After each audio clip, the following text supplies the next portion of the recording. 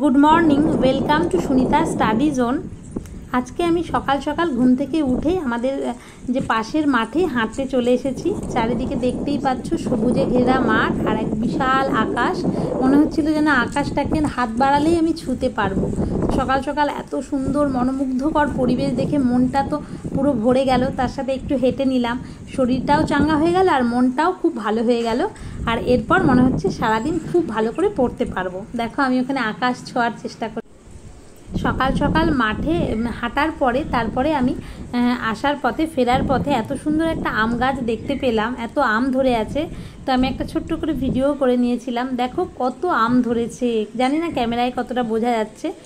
তো এত সুন্দর মানে আম দেখেই না আমার মনটা আরও বেশি মানে ভালো হয়ে গেল, খুশি হয়ে গেল। একটা ফলন্ত গাছ, তারপরে তো ওখানে মাঠ দেখালামই যে এত সুন্দর সবুজ মাঠ, আকাশ, এই সব কিছু দেখে তারপরে আমি বাড়ি ফিরলাম এবং বাড়ি ফিরে পড়তে বসে গেলাম। এখন আমি পড়তে বসে গেছি। তো পিএসসি মিসলেনিয়াসের যে প্র্যাকটিস সেটটা আছে, যেটা আমি করছিলাম লীলা রয়ের মানে সলিউশন, যেটা তোমাদের সাথে শেয়ার করছিলাম নিজে করেও, তো সেই প্র্যাকটিস সেটটা আমি এখন করে নেব। তো চলো শুরু করা যাক। এখানে 1 থেকে 25টা মতো প্র্যাকটিস সেট আছে। আমি 6টা প্র্যাকটিস সেট আমার একদম ডিটেলসে করা হয়ে গেছে, তো সেগুলো তোমাদের সাথে শেয়ারও করেছি। এবার আজকে এই যে 7 নম্বর প্র্যাকটিস সেটটা যেটা রয়েছে, সেই 7 নম্বর প্র্যাকটিস সেট করে নেব।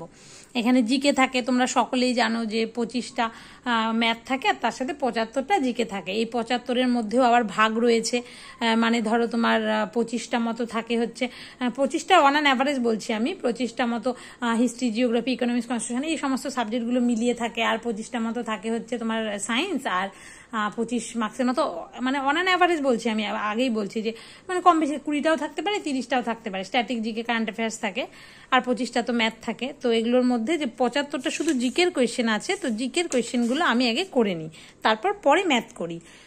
তো জিকে কতক্ষণে করি, তারপরে আমি কতক্ষণ সময় লাগছে, কিংবা কত মার্কস পাচ্ছি, কতগুলো ঠিক গেল কিংবা কতগুলো ভুল গেল, সেই সবটাই তোমাদের সাথে শেয়ার করব। তো এখন আমি এক্সামটা দিয়ে নিই, আগে এক্সাম দিয়ে নিই, তারপরে দেখি, নিজেকে অ্যানালাইসিস করি যে কোন জায়গায় দাঁড়িয়ে আছি, কতগুলো ঠিক কতগুলো ভুল।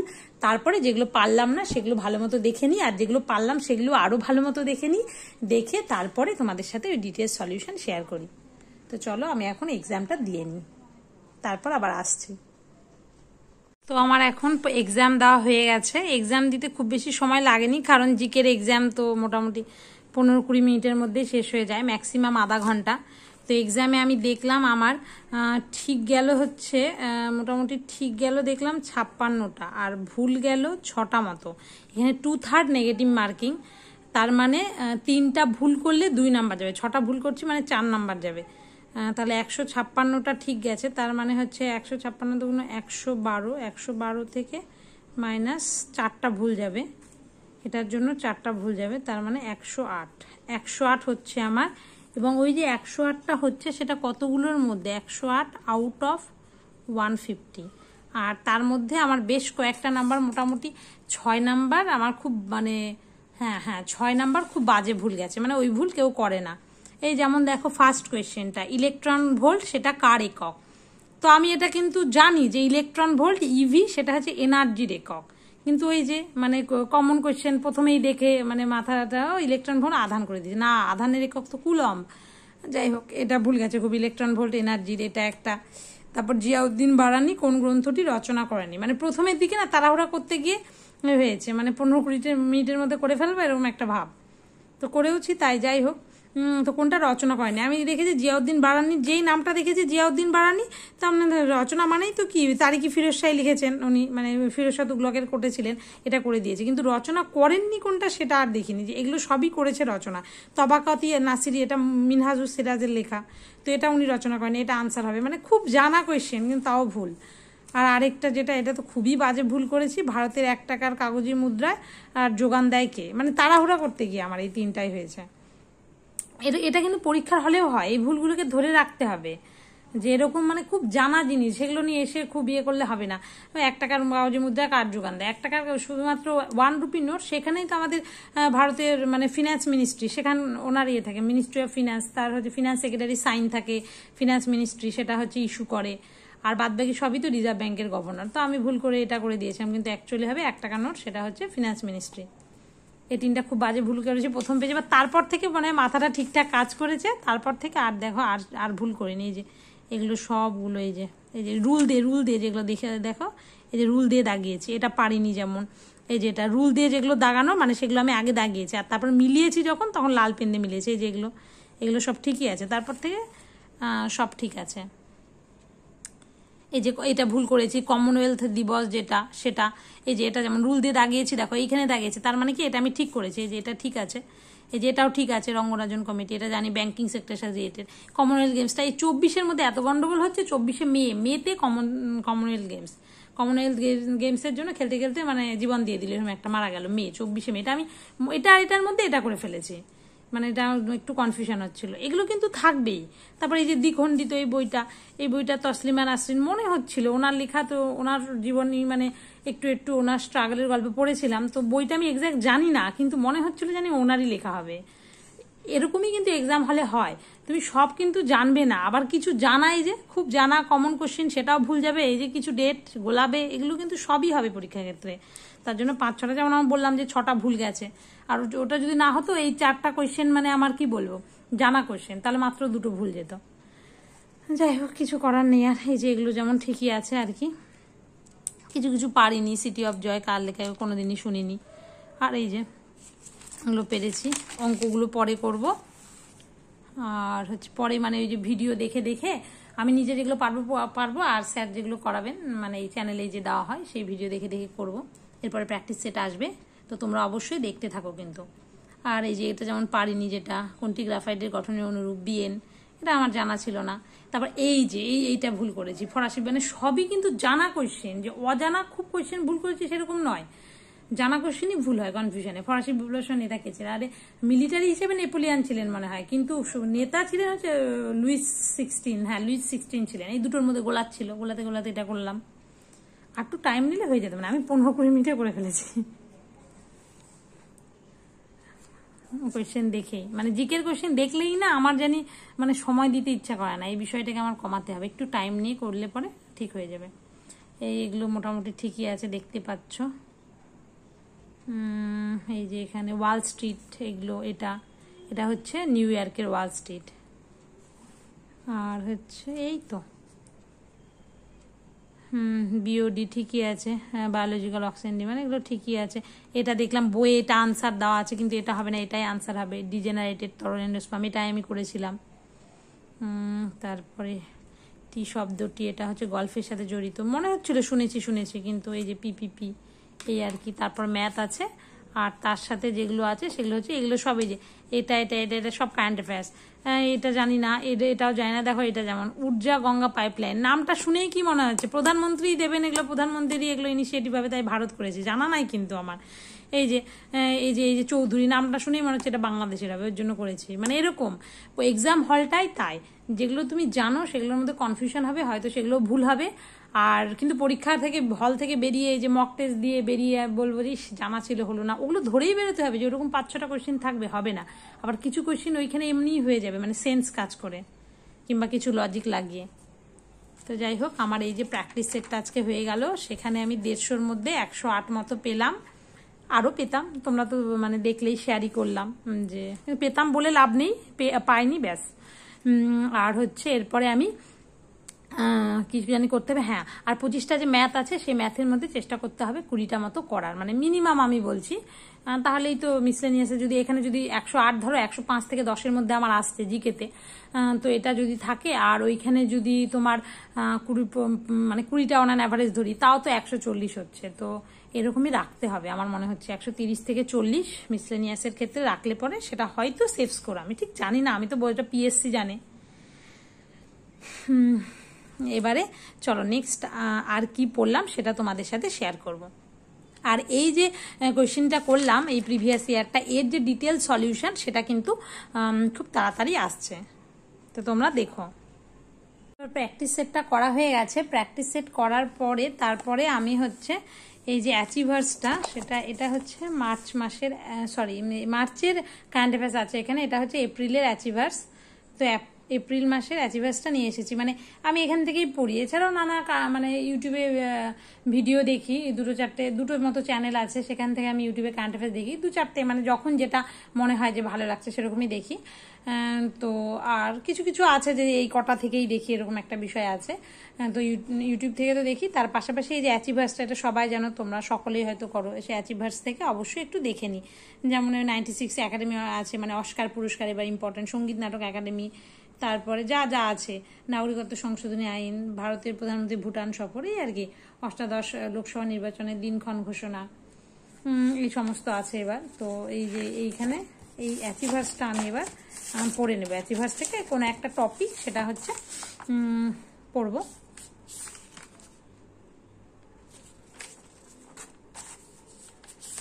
এই যে নির্বাচন সম্পর্কে আছে, তারপরে এখানে তোমরা সকলেই জানো যারা যারা অ্যাচিভার্স করো, এই যে সামিট টামিট সমস্ত কিছু আছে। তো আমি আজকে ভাবছি ইম্পর্টেন্ট ডেজটা সেই ডেটা থেকেই পড়ে নেবো, কারণ ডেটা থেকে যে কোনো পরীক্ষায় কোয়েশ্চেন আসে।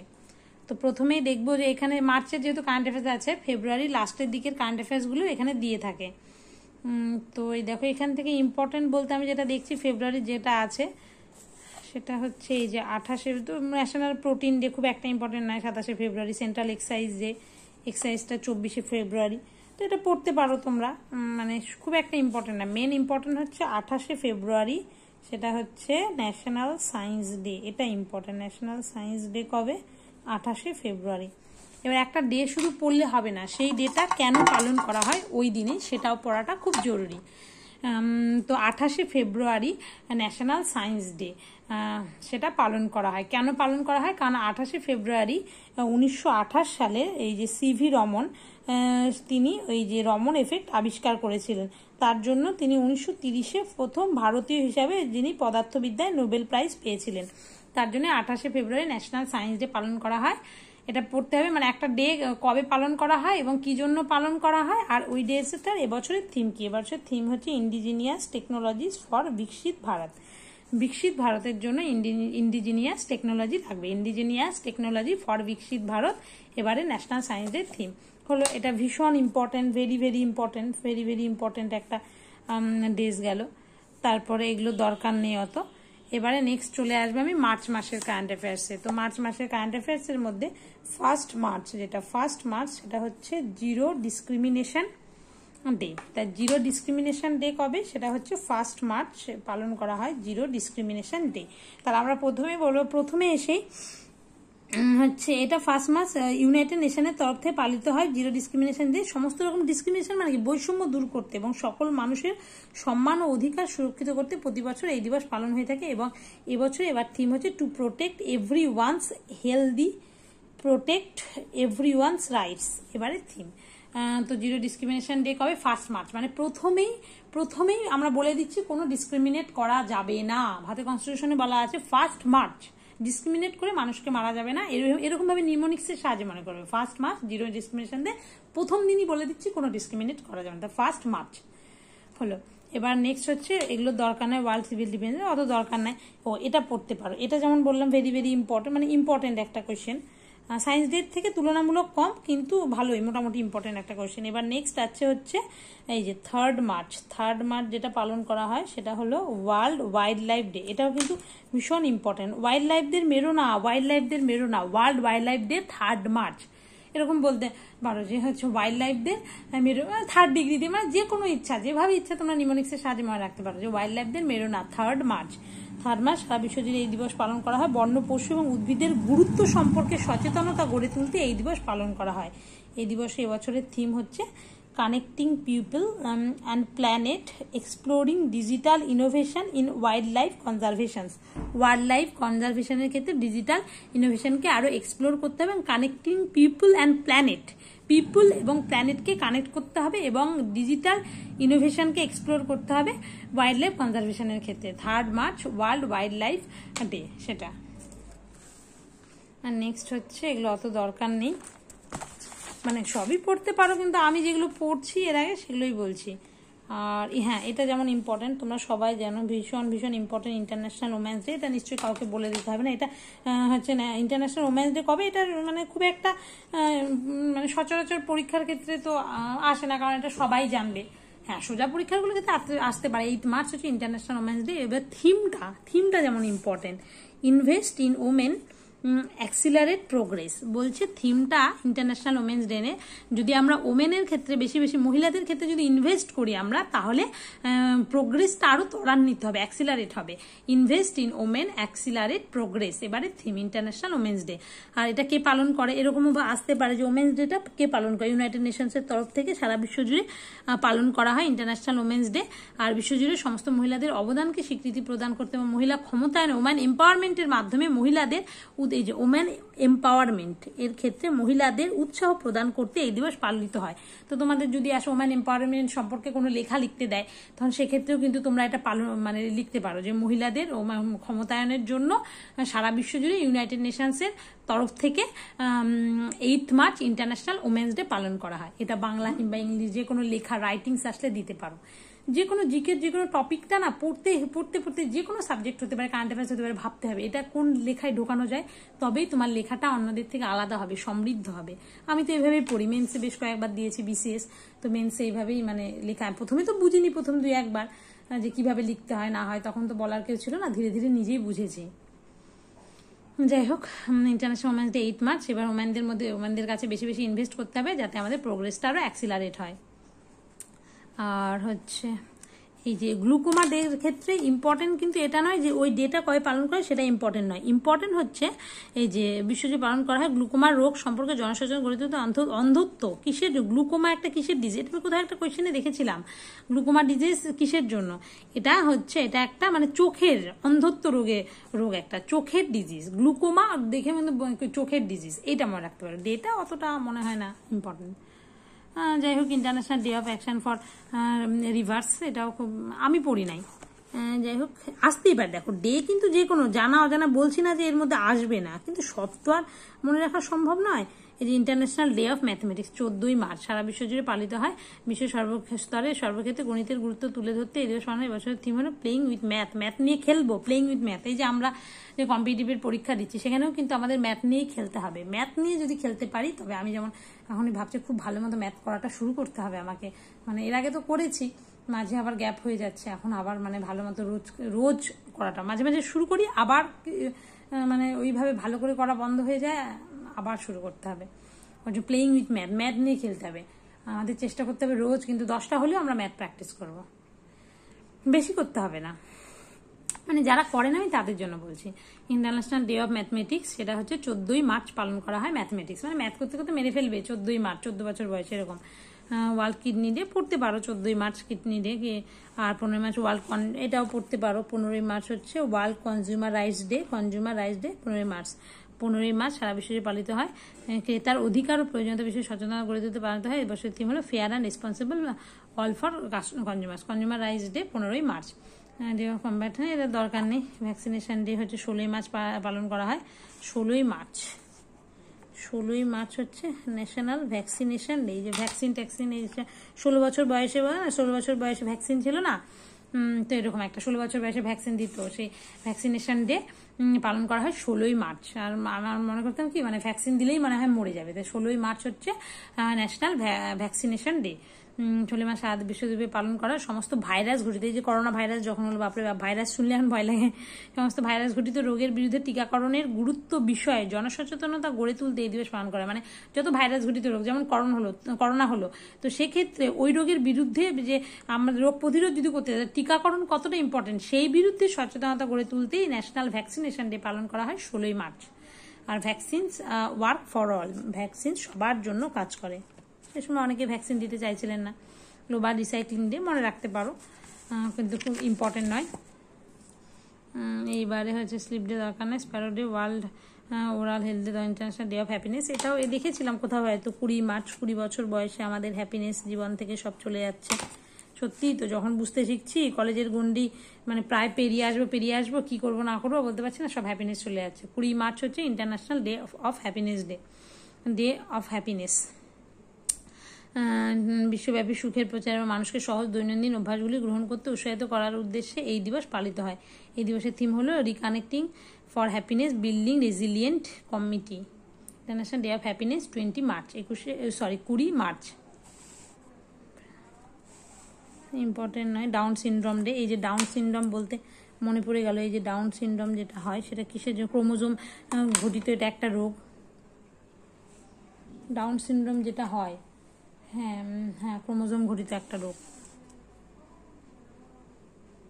আর 21 মার্চ ইন্টারন্যাশনাল, এটা দরকার নেই, ডে অফ ফরেস্ট, এই যেটা দরকার হচ্ছে ইন্টারন্যাশনাল, না এটা দরকার নেই। 21 মার্চ হচ্ছে international day of forest, forest day 21 March. 21, এই যে আমরা বর্তমানে কোন সেঞ্চুরিতে বসবাস করছি? 21 সেঞ্চুরি। 21 সেঞ্চুরিতে ফরেস্টের গুরুত্ব অপরিসীম, ফরেস্টটাকে তাই মারা যাবে না। তাই ইন্টারন্যাশনাল ফরেস্ট ডে হচ্ছে 21 মার্চে, যে 21 সেঞ্চুরিতে ফরেস্ট খুব গুরুত্বপূর্ণ। সারা বিশ্ব জুড়ে পালিত হলো ইন্টারন্যাশনাল ডে অফ ফরেস্ট। বিশ্বের সমস্ত ধরনের অরণ্যের গুরুত্ব সম্পর্কে জনসচেতনতা গড়ে তুলতে এই দিবস পালিত হয়। তোমাকে দেখো অরণ্য সম্পর্কে লিখতে দিল, ধরো গাছগাছালি এই সম্পর্কে কোনো টপিক লিখতে দিল, মানে তো সেটা লিখতে দিলে তখন বলতে পারো ইন্টারন্যাশনাল ডে অফ ফরেস্ট পালন করা হয় 21 মার্চ অরণ্যের গুরুত্ব সম্পর্কে জনসচেতনতা গড়ে তুলতে। আর এই বছরের থিম কি? এবছরের থিম হচ্ছে forest and innovation, new solutions for a better world. Forest এবং ইনোভেশন, এটা হচ্ছে একটা বেটার ওয়ার্ল্ডের জন্য new solution. Forest and innovation, new solution for a better world, 21 March forest day. তারপরে দরকার নেই, এই যে এটা ইম্পর্টেন্ট, সেটা হচ্ছে 22 March, world water day. 22 March একটা হয়, 22 এপ্রিল একটা হয়। প্রথমে ওয়াটার, তারপরে তো বাঁচবো, তারপর পৃথিবী, এরকম একটা বিষয়। তো ওয়াটার ডে 22 মার্চ আর আর্থ ডে 22 এপ্রিল। এরকম 22 মার্চ ওয়ার্ল্ড ওয়াটার ডে পালন করা হয়, বিশ্ব জল দিবস। এই যে এই কোয়েশ্চেনটাই আমি আগের বারই লিখে এসেছি। আগের বার কি তার আগের বার এসেছিল, বাংলায় সম্ভবত, বাংলা চিঠিতে এসেছিল যে বিশ্ব জল দিবস সম্পর্কে জনসচেতনতা গড়ে তুলতে, এরকম কিছু একটা এডিটোরিয়াল লেটার বাংলা চিঠিতে এসেছিল। তো আমি কিন্তু এইটা, অনেকে জানতো না ওয়ার্ল্ড ওয়াটার ডে মানে কবে, তার জন্য যারা জানতো না ডেটা সম্পর্কে যেহেতু তুলে দিয়েছে টপিকটা, আমি লিখে এসেছি বিসিএস মেন্সে। এবার কি তার আগের বার, লাস্টবার কি তার আগের বার, তো ওয়ার্ল্ড ওয়াটার ডে সম্পর্কে আমার জানা ছিল যে 22 মার্চ ওয়ার্ল্ড ওয়াটার ডে, যেহেতু ডেটা জানা ছিল জন্যই পুরো টপিকটা লিখতে পেরেছি, না হলে কিন্তু আমি লিখতে পারতাম না। তা এটাই বলছি যে ডেজের গুরুত্ব কিন্তু অপরিসীম, বিশেষ করে বাংলা ইংলিশ রাইটিং এর ক্ষেত্রে, বিশেষ করে বাংলা রাইটিং এর ক্ষেত্রে খুব গুরুত্বপূর্ণ। আর জিকেতে তো আসেই। 22 March world water day. 22 March সারা বিশ্ব জুড়ে পালিত ওয়ার্ল্ড ওয়াটার ডে। বিশ্বজুড়ে জল, এই যে জল সংরক্ষণের গুরুত্ব তুলে ধরতে, কিভাবে ওয়াটার কনজার্ভ করতে হবে, পানীয় জলের প্রয়োজনীয়তা কতটা, জল কতটা আমাদের জীবনে গুরুত্বপূর্ণ এবং সংরক্ষণ করতে হবে, যেটা মানুষকে অবগত করতে, এবং জল অপচয় বিরুদ্ধে জনসচেতনতা গড়ে তুলতে এই দিবস পালিত হয়। এই পুরোটা তোমরা তুলে ধরতে পারো বাংলা লেখায়। আর এই বছরের থিম কি হচ্ছে? Leveraging water for piece. Leveraging water for piece, শান্তির জন্য তো তার দরকার না। লিভারেজিং ওয়াটার ফর পিস এই বছরের থিম। 23 মার্চ হচ্ছে world meteorological day, 23 March. 23 March কি? 23 মার্চ হচ্ছে 23 মার্চ, এটা হচ্ছে ওয়ার্ল্ড মেটিওরোলজিক্যাল ডে। 23 মার্চ পালন করা হয় world meteorological day. United Nations পালন করে। কে পালন করে এটাও আসতে পারে। ইউনাইটেড নেশনসের হেডকোয়ার্টার কোথায় বলো তো? নিউ ইয়র্কে। পৃথিবীর বায়ুমণ্ডলের সম্পর্কে, এই যে ওয়েদার, বায়ুমণ্ডলের সম্পর্কে, কিসের জন্য? মেটিওরোলজি, যেটা বায়ুমণ্ডলের সম্পর্কে সচেতনতা বৃদ্ধি করতে এবং পৃথিবীর বায়ুমণ্ডলকে রক্ষায় মানুষকে আহ্বান জানাতে এই দিবস পালন করে, মেটিওরোলজিক্যাল ডে 23 মার্চ। এই বিষয়ে এবছরের থিম কি? আচ্ছা, মেটিওরোলজিক্যাল ডে যেটা, সেটা হচ্ছে থিম হলো, এবারের থিম হচ্ছে at the front line of climate action, climate action এর front line, at the front line of climate action, এবার হচ্ছে মেটিওরোলজিক্যাল ডে হচ্ছে থিম।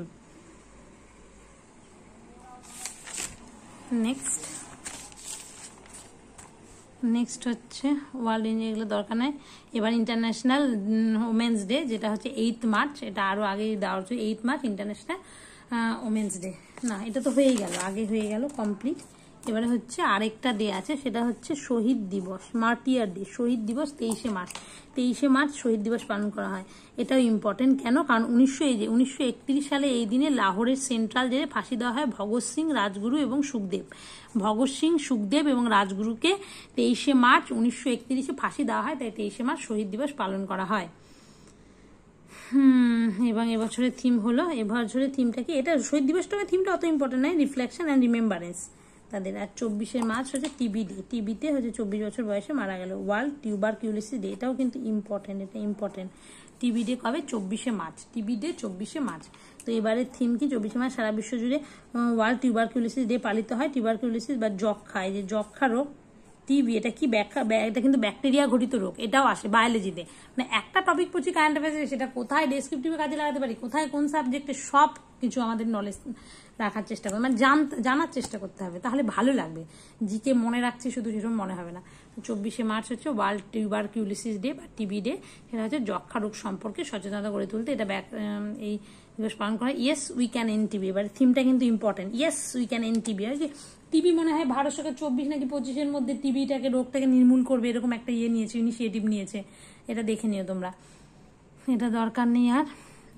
ফেলতে ইন্টারন্যাশনাল ডে অফ দরকার নেই, ব্যাস কমপ্লিট হয়ে গেল ইম্পর্টেন্ট ডেজ, দেখেছ? তো যে কটা বললাম সে কটা আমি পড়ে থাকি, তার জন্য তোমাদের সাথে শেয়ার করলাম, তোমরা চাইলে আরো বেশি পড়তে পারো। তো আজকের মতো এটুকুই।